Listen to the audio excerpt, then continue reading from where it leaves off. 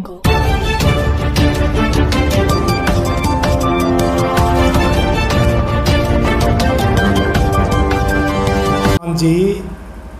Bharatiya Janata party अपने जो है संविधान के अनुसार हर प्रकार की कार्रवाई करती है। कहीं पे किसी प्रकार का किसी के साथ कोई भी भेदभाव या अन्य प्रकार का नहीं करती। हिमाचल के अंदर कांग्रेस पार्टी की सरकार है। 40 विधायक होने के बाद भी मुख्यमंत्री की कार्यशैली से वो असंतुष्ट है। सभी हम लगभग ये लगा के चलिए उनके 6 एमएलए ने क्रॉस वोटिंग तो की है, परंतु 23 एमएलए सरकार के मुख्यमंत्री और कांग्रेस पार्टी से नाराज है।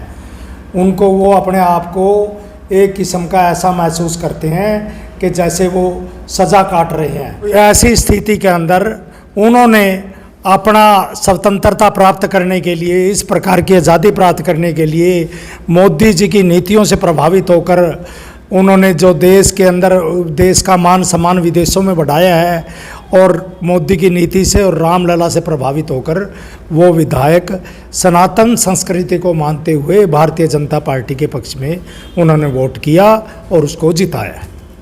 तो कांग्रेस ये आरोप लगा रही है कि जो उनके जो एमएलए है उनको किडनैप कर हरियाणा के अंदर पंचकुला के अंदर लाया गया, तो उसके बारे में क्या कहना चाहिए? भारतीय जनता पार्टी ऐसा काम कभी करती नहीं। ये तो काम कांग्रेस का हुआ करता था, वही करते थे। उनको तो अपने दिन याद आ रहे हैं कि हम किसी का एमएलए का विधायकों को बंदी बनाकर अपहरण करने का। अब उनके विधायक नाराज है, वो तो ओपन में अब फ्लोर टेस्ट करवा के देख ले, उनको पता लग जाएगा कि उनके विधायक उनके हक में कितने हैं कितने नहीं हैं। तो ये तो कहने की बात नहीं है, ये तो फ्लोर टेस्ट में सब कुछ पता लग जाएगा। दूध का दूध, पानी का पानी हो जाएगा।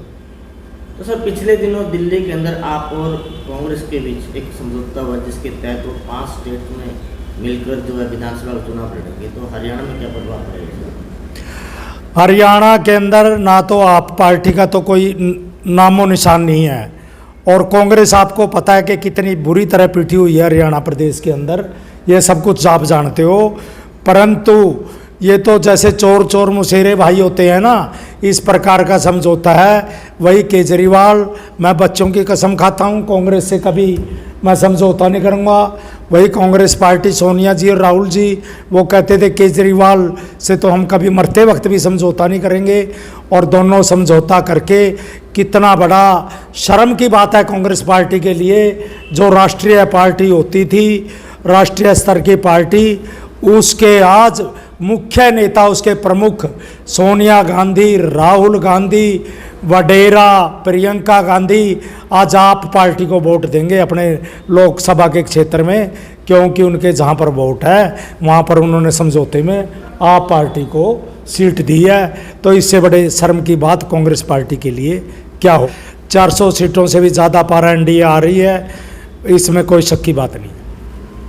अरे पत्रकार महोदय, आप मोदी जी को सारा देश देख रहा है, 140 करोड़ जनता देख रही है, पूरी दुनिया देख रही है।